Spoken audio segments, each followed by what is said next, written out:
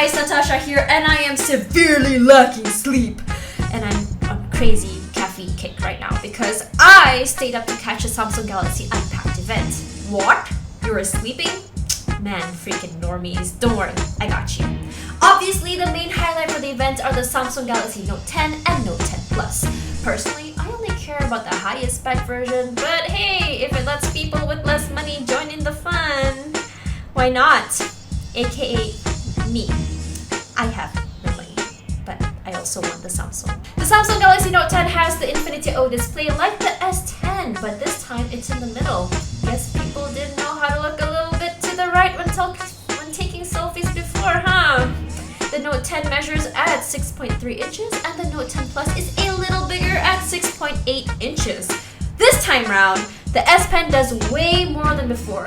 You can convert handwritten notes into text and directly export the document straight into PDF or Word format. Also, the S Pen kind of makes you feel like Harry Potter, you know, when you like wave the wand around? Yeah, when you take photos. Check this out. To shoot a photo, press the S Pen. You want to zoom in? Swirl the pen round and round.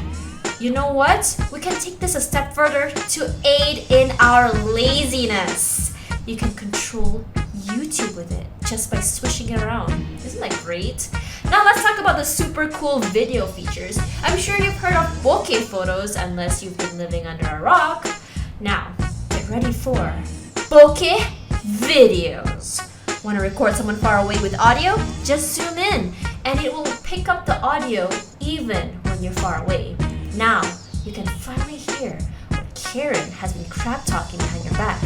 Freaking Karen. Ever played Tilt Brush on VR? Okay, now imagine that on your phone and you can use it to make videos. Now you can finally have that perfect purple mustache that you've been dreaming of.